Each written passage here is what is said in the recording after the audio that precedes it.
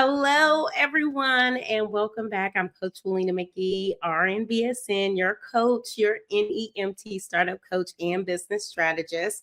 Today, I'm sitting down with Kristen Parker, CLFP, National Sales Director at Koala Capital Group, for a practical conversation about funding, financial preparation, and what transportation founders really need to understand before trying to finance vehicles and scale. This is such an important conversation because so many people are excited about getting started in transportation, but they do not always understand what lenders are looking for, what financial preparation should already be in place, or how to think strategically about startup capital without creating unnecessary pressure on your business. So in today's discussion, stay with us because we're going to talk about what equipment financing is, how it works for transportation companies, what lenders evaluate first, common mistakes new founders make, personal credit versus business credit, what documents founders should have in place before applying, the role of business plans and projections, my personal favorite, and the difference between equipment financing, leasing, and working capital, and when it may be time to scale by financing additional vehicles. So with all of that, Kristen, I want to thank you so much for being here. Thank you. What a pleasure. And thank you for inviting me to share this time with your listeners and your clients and just the community in general. Thank you. Can you tell us a little bit about your background and who you are and how you are helping your community? Yes, definitely. Kristen Parker, and I began my career basically in commercial financing about 16 years ago. And financing might not sound real sexy, but it is very essential. I love it because I love to help entrepreneurs with their business and help realize their goals and their dreams. And it's near and dear to my heart, the industry in general, and then especially the non-emergency transportation industry is very special to me. I love that. And I'm there with you after having to close down my business and, my initial startup, non-emergency medical transportation startup. I did so many things backwards that when I learned about financing and how I could have saved myself so many mistakes if I just would have planned properly and went into the business correctly with the plan. And I think I probably would have still been in business today. So I appreciate your time, and I know our community is definitely going to love this. And so one of the first questions I would love to ask you, because I really do get this all the time, for our listeners who may not be familiar with equipment financing, could you explain what that is and how it typically works for transportation businesses? So basically, financing allows you to acquire your vehicle or your equipment so that you can get out on the road and start making money. It really allows them to retain their startup capital, which is essential. Because as you know, starting a new business, there are emergencies that are going to come up, and even non-emergencies. Such as, marketing or hiring a driver or insurance. That's a huge one as well. So the more capital you can keep for your startup expenses in your bank account, the better. And that'll really help you grow. Absolutely. So with the equipment financing, is it, what I get a lot of times is that people just want to go out and get a loan for the van. New entrepreneurs. They say, oh, I just want to get the van. And I'm like, well, you're going to need capital too. And I try to explain to them what the difference between just getting an equipment loan versus, getting that startup and capital loan, I guess, together. Is there a big difference? Do banks look at that differently, or does financing companies like yours look at that differently? So, as far as working capital goes, we do offer that as a product, but we don't offer that to startups. So, Okay. what working capital goes off of is the most recent business bank statements. And working capital is simply a loan against your future receivables. So it's not possible to do that for startups. So I really encourage the startups to have a pretty good savings account set up already if they can. And I know that probably 99% of your clients are coming from the medical industry somehow or the Mhm. transportation industry.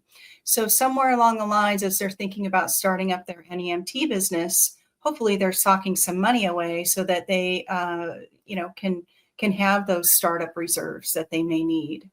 Now, our working capital programs, we can start to look at new businesses after they've been in business for up to 6 months and generating at least $20,000 through their business bank account per month pretty consistently. And at that point, we can look at lending them cash. But in the Ooh. meantime, we can definitely get them on the road with their vehicle, with wheelchairs, with stretchers, with all kinds of equipment. We can even finance software sometimes. So the routing software and the programs that come along with it. There are many different things we can do to help new businesses get on the road and start generating their revenues. Okay, so your company, you can finance the equipment for them along with like their technology in some instances in order to Yes. get them going. Okay. Yes. Okay. Yeah. That's awesome. That's awesome.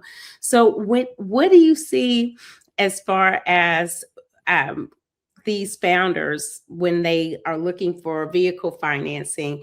What are the key factors that lenders are evaluating first that Mhm. you got? So for startups, really, we look first and foremost at personal credit. So it goes like this: personal credit, time in business, business credit, and cash reserves. Now, the time in business and the business credit won't come into play for your startup companies. This type of financing is definitely going to establish your business credit. So in this case, in the brand new business realm, we look very heavily on personal credit. And we don't just look at the score, because I talk a lot to people who are looking for financing, especially startups, and they'll say, I have a 750 credit score. That's great, but we don't just look at the score. So we look at what type of credit they currently have and have had in the past. We look at how much they have been extended, how much they're using. We look a lot at their revolving credit that they're using. Hopefully it's under 30%. We look to see if they've had installment balance history, such as car loans, and we look to see how they've been paying on those.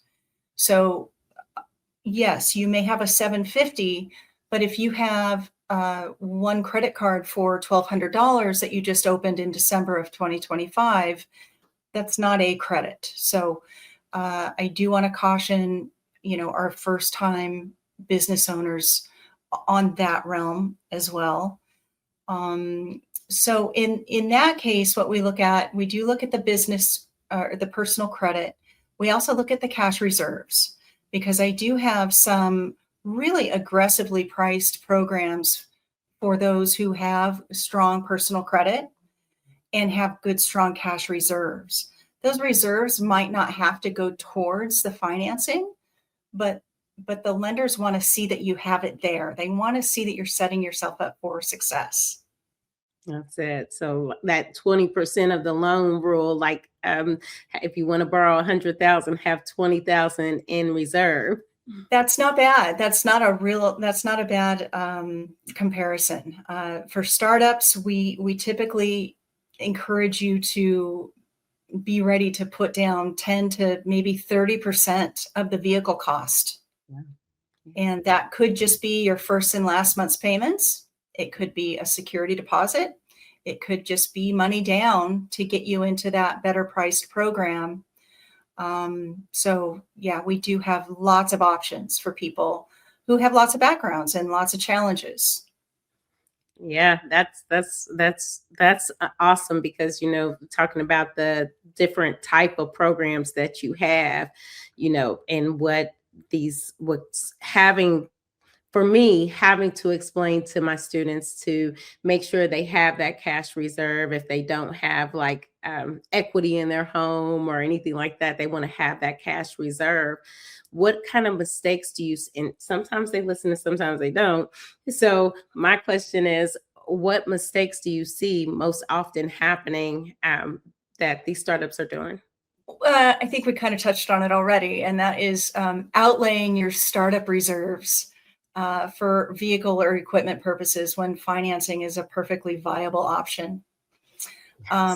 If financing is an option, I always say utilize other people's money if you can, as much as possible. And this will keep your reserves intact for emergencies, and it'll also build your business credit.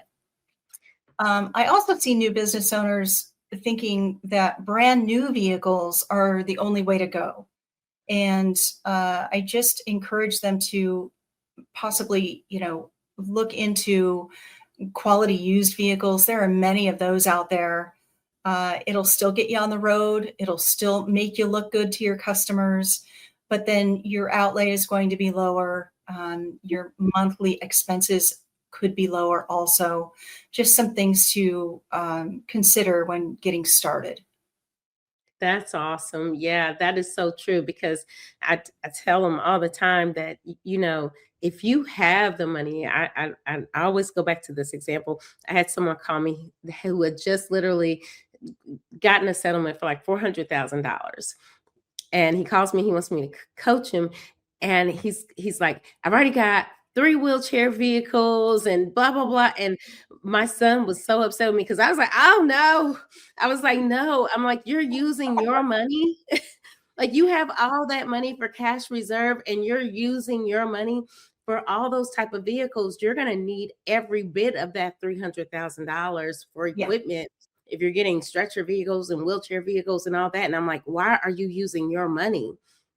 So I do see that quite frequently as individuals doing like I tried to do and trying to do it myself instead of just fixing the personal credit, you know, and I think about it, I'm like, if I would have just taken that same $10,000 that I put down on that vehicle the first time around and just paid off all my debt, I would have gotten a better interest rate and better terms.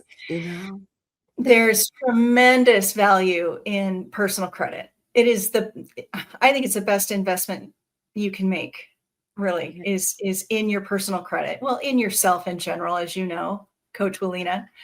But in your personal credit is going to either support you or haunt you in pretty much everything you do.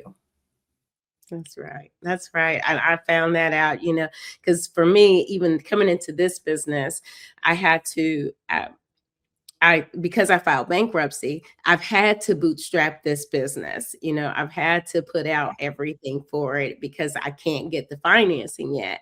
So it has made it even more challenging because, like, I want need infusions of credit, but it becomes again more challenging because you have to have that steady stream of revenue monthly, and sometimes you might have a bad month.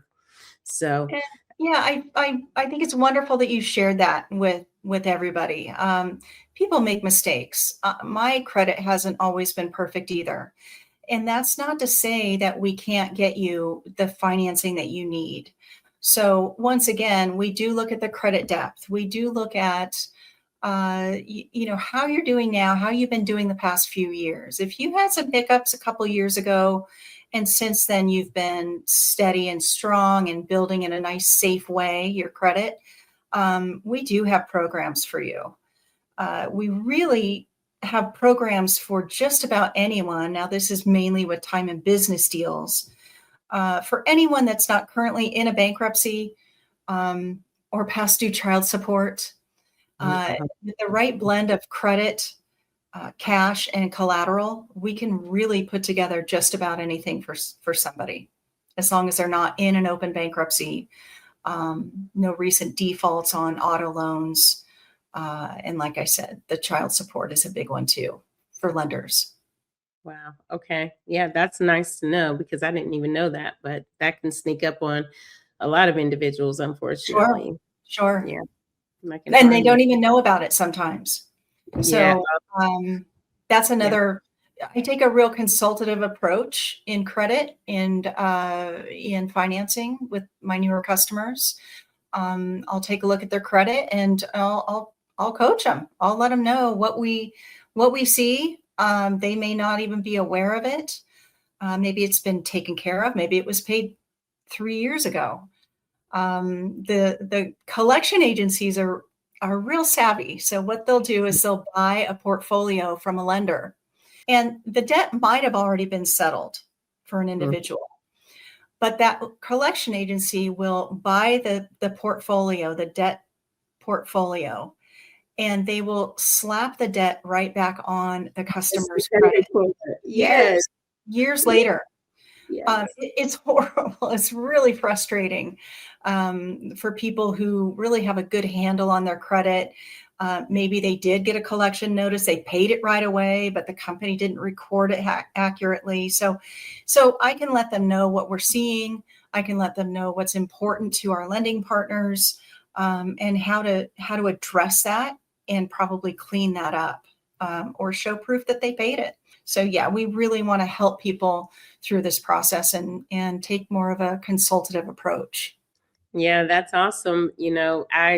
I have right now the same situation. I filed bankruptcy. I think it was in 2022, I believe, and I have a company right now that is trying to put back on Yeah. a bill that was part of the settlement, Yeah. and so I just have to basically I call my attorney and tell them to send a letter to them, and it's a hassle, but you got to get them to take it back off. When I You do. called them directly, they were like, "Well, you could just pay it." And I was like, "Why would I just pay it?" I consider credit concerns, I consider those like like cavities. They're not going to go away on their own. You have to address it. Yes, you It's going to cause do. you pain if you don't. Yes, that's exactly it. And I was like, I knew something happened because my credit score kept going and going and going up. And I was like, okay, we're doing good. And then all of a sudden I saw this huge dip and I was like, oh no. What So, happened? Yeah. but they Yeah. do. I'm glad you said that, because you have to keep an eye on that. And so you touched on it a little bit about the documentation and how you're coaching individuals. Tell us about what type of documentation you want to prepare for before you get to the lender. So, for our purposes, for our startup business programs, I don't even need them to have a legal business entity filed with the state. Yeah, I don't need an FEIN number quite yet. Really, all we need is just our one-page e-application. I'll email that to the customer. They'll fill it out as best they can, and I'll take a look at their credit. Now, we do soft inquiries on Experian and Equifax, so our views do not ding your credit. We want to help your credit. We don't want to hurt it. So that is the first step. And then based on the type of, uh, debt experience we see and what they're looking for and how much they're looking for, I can get some term options over to them and let them know if I think that they're even approvable at this point. If they're not, then we kind of do some consulting on their credit. If they are, I get the term options over to them. They decide on a term, 24 through 60 months typically. Typically, only your first and last month's payments are due upfront, plus doc and title fees if it's a vehicle. Sometimes, in some instances, it's going to be a little more, like I said, 10 to maybe 30%.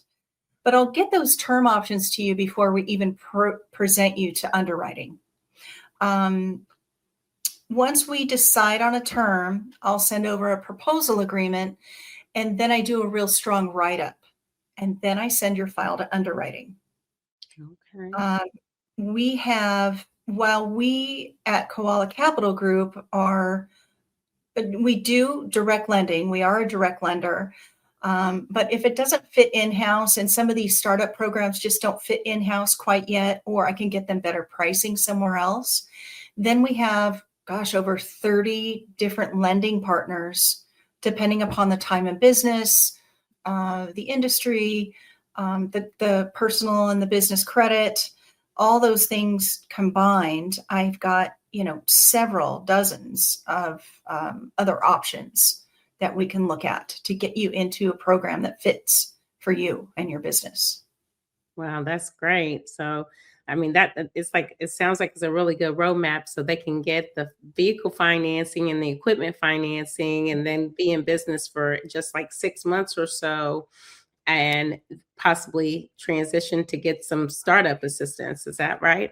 Possibly get some a cash injection, yes, Cash injection. possibly. But in the meantime, and our customers are growing. They're growing quickly. Sometimes they need another van within 2 months. We Mhm. do have additional programs we can get them into if their ramp up is a lot faster than they thought. Wow, that's great. Mhm. That's really great. So I know you answered this a little bit. You said that in some cases, you just need the LLC, the EIN in order to present them and you do the write up. So when working with your company, do they really need a business plan, a financial plan?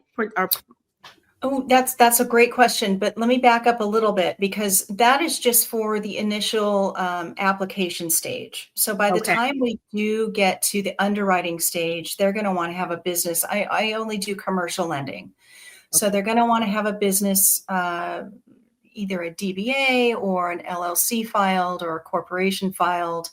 They're gonna want to have an EIN number. Sometimes I can get them into underwriting even before they get that. Maybe they're waiting for it in the mail. But yes, they do need their business entity set up before I send them to underwriting. Got you. So they can apply based on personal credit, what you see, and then as you move them forward to underwriting, then underwriting is going to say, okay, now give me your documents. So Right. they can get an idea of what they're working with and what they're going to need before they gotcha. Okay, that's awesome. So will they need that business plan and financial projections for Our underwriting? programs, I do strongly suggest that they have at least their projections in place. Okay. At least know how much you plan to make per vehicle per month, how much money that's going to bring in through your account, and when. Because if you have net, 45, 60 days, you're going to be playing a little bit of catch up. So again, make sure you've got some good reserves to get you through the first couple of months until if you're not doing private pay until you're paid. And I don't really think any of our programs require a business plan, Okay. as far as presenting a business plan with their package to underwrite. But the projection. I do like to have that conversation with them up front for many reasons, as far as the projections go. We're going to want to make sure that they're realistic about what they feel that they're going to be making. If they think they're going to be making $60,000 per vehicle just starting out, that's not realistic. And then also, if they're only going to do this part-time and plan on bringing in $3,000 a month with this vehicle, that might not be very realistic either. Because you're going to have full insurance costs, you're going to have a full vehicle payment cost. So by establishing the projections, we can kind of back into a comfortable payment for the customer. Maybe they wanted to finance a brand new vehicle at $75,000, but maybe they need their payment to be under $2,000. So we work with that. And maybe, like I said, a quality used vehicle might be best to start to keep them in their budget and get them on the road making money. That's awesome. Yeah, I know that that's one of the things that I work with is my clients is the understanding on the financial projections that there is a ramp up time that Mhm. it could be 3 months, it could be 6 months, depending on how much time you have to invest in building your business. So again, having that cash reserve to get you through those months is priority. You have to have that. Yes. So love that. So can you tell me, I know we talked a little bit about everything, but just to give the community a clear explanation, can you tell us a little bit about the difference between equipment financing, leasing, and working capital, and when each option might make sense for a transportation company? Yeah. Good questions. So equipment financing and leasing, we consider it very similar in some ways. When people hear about leasing, they're typically thinking, oh, somebody's going to get me into a consumer car lease with a big residual at the end, which I fell for when I was a lot younger. Our programs are called equipment finance agreements, okay? And what that means is it's a fixed payment for a fixed term per month until the end of the term. At the end of the term, there could be a $0 buyout. It could be $1. It could be $101, depending upon the state that you're doing your business in. But the debt experiences that we build, the programs that we offer, they're going to build the business credit. Okay. Like I said, we write the equipment finance agreements. They're similar to a lease in that it is a fixed term with a fixed payment. And there could be some significant tax benefits to this as opposed to a traditional bank loan, if you can get a traditional bank loan as a startup. You could, since it's written more like a rental agreement, you could write off the full monthly payment each month, just like any other business expense. And that what that'll end up doing is lowering your overall income tax exposure. Wow, that's what the leasing option? That's what the equipment finance agreement / leasing option could do for you. Whereas a traditional loan, you're writing off the interest. It goes right onto your balance sheet as an asset. It's just a different way of paying taxes. So, okay, so they're okay, I'm wrapping my head around it. So I'm like, I want one of these. Okay. Everybody wants lower taxes, right? That's it. That's it. Like, this is good stuff right here. So instead of purchasing it as a vehicle purchase on as a traditional bank loan, you can get an equipment finance lease agreement with it have a buyout, but depending on the state, it might be $100 or something like that, but it's fixed monthly payments for an allotted amount of time. So at the end, it's really yours. Correct. Yes. At the end, the lien will be released by the lender, and the title is released to you in the business name. Now you have an asset. Now you can sell it. That's why I keep saying, look, because I'm always saying that vehicle is a liability until it's making. It's absolutely an asset. It works for you. You make money with it. Yes. Look, that's the way to do it, is to lease it so you can write it off. Look, I'm calling everybody. I love that. Okay, that is so good. Okay, so let's see. So what, and this is one of the questions that I have with clients, because sometimes I have one client in Washington. Well, both of my clients in Washington scaled so fast that it actually scared me, because I was like, man, I was like, I don't know. They're like, I'm getting this amount of trips and this, and I'm like, oh, I don't know. So this is a question that'll help me. What should a operator, a provider, how should they consider when it's time to actually scale? So I get that question a lot, and you certainly do not want to overextend. You don't want to try and ramp up too quickly. You definitely want to be smart about it. What I would recommend, a couple of different things. If you're turning away business, if you're just too busy, you don't have the infrastructure, you don't have the equipment, you don't have the manpower to satisfy potential new contracts, it's time to move forward and add to your fleet and add to your people and your drivers. The rule of thumb that I typically see is once you are making 3 times as much money per month as it's costing you to operate that vehicle, 2 to 3 times, that's a good time to add to your fleet. That's a good solid. You've got some contracts under your belt. You've got some private pay, hopefully, and you've got some steady income with this one vehicle, and it's only going to grow from there. That's when I would really suggest somebody start seriously looking at, if they haven't already, looking at adding.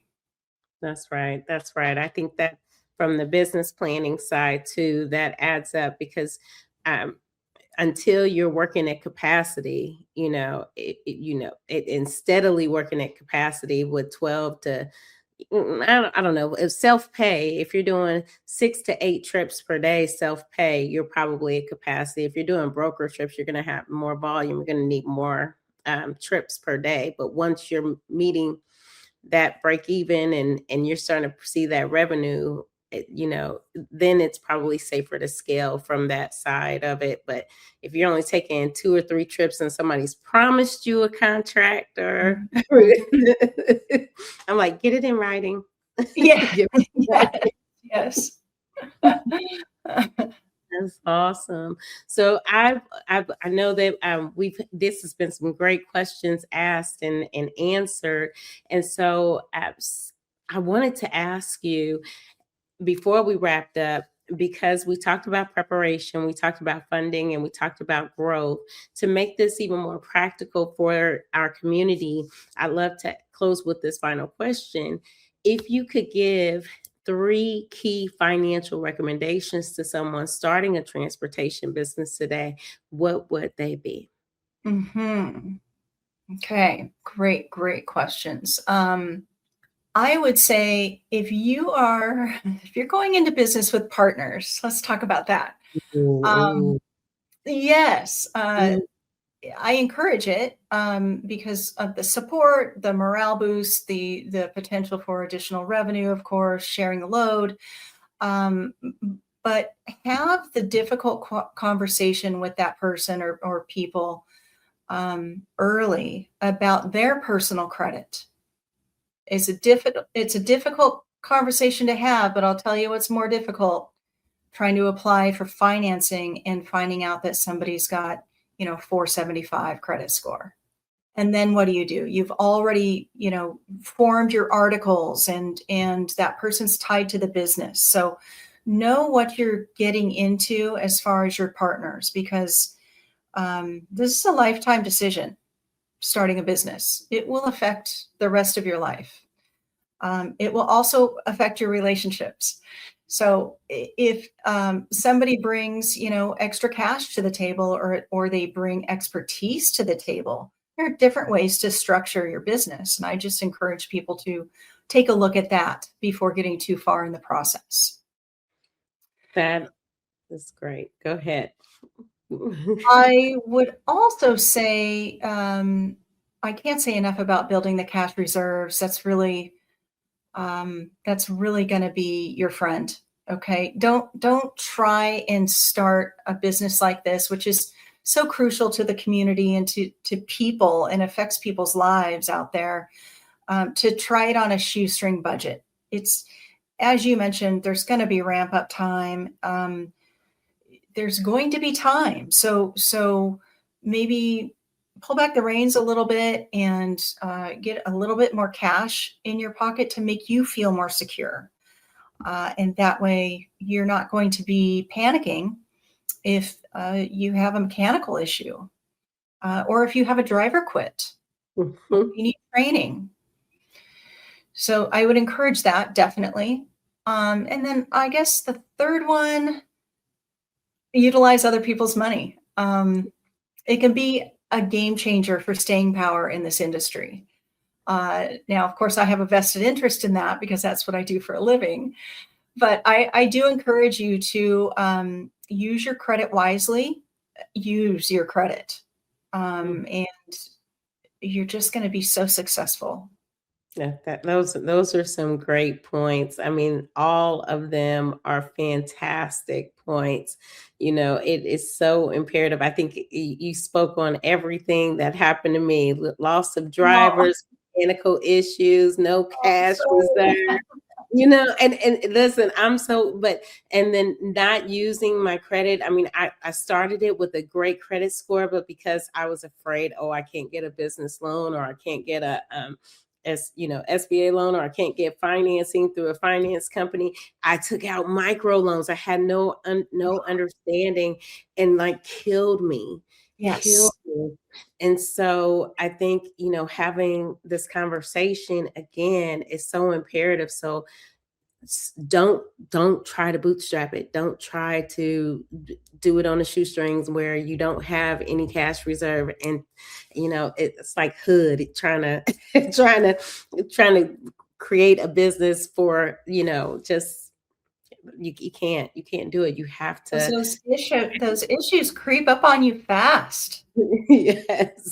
If I could, Walina, I did forget to mention with regard to credit. Now, our programs will only build your business credit. They will not report to your personal credit That's unless awesome. there's, in the case of a default, which nobody wants to foresee or nobody wants to plan for or see. But our programs do not report to your personal credit. So if you're looking for a home loan, if you're looking to restructure some of your credit cards, this debt experience will not affect that negatively. It's just a good way to separate your business and your personal expenses. And I That's highly recommend, yeah, the business financing portion. That's awesome. Yeah, because that's definitely, that's not even something that I consider, because a lot of times if you take out like commercial loans, they attach that to your home and all that kind of thing. And so it ties Yeah. up your credit, ties it up. So yeah, I appreciate this conversation, Kristen. It has been Right. great. And finally, I just want to ask, how can our community reach you to help take advantage of some of these offers that you have? Well, we've got koalacapitalgroup.com. I can be reached at Kristen at koalacapitalgroup.com. We also have our founder who started Koala Capital Group developed what he calls a Joey brand, and that's non-emergency NEMT funding.com. Anyone can go to that website and apply directly online. It'll come to us and be processed. Awesome. Yeah, that's where I send all my clients. I'm like, go to this one. So thank you so much for helping my clients and working with them and doing what you can and helping them, lead them in the right direction too. So I do want to tell you a big thank you for that Oh, too. I really appreciate you inviting me. Well, this has been a blast. Thank you so much. And thanks for Thank everything you do for the industry. It's you. such a wonderful industry and it's going nowhere but up. All the way up. Look, we're bringing this thing up. We're gonna make it fantastic. All right. Thank you so much. And for all of you all who are on YouTube or Facebook, make sure you like, share, and subscribe. And we'll see you on the next go round. Shalom.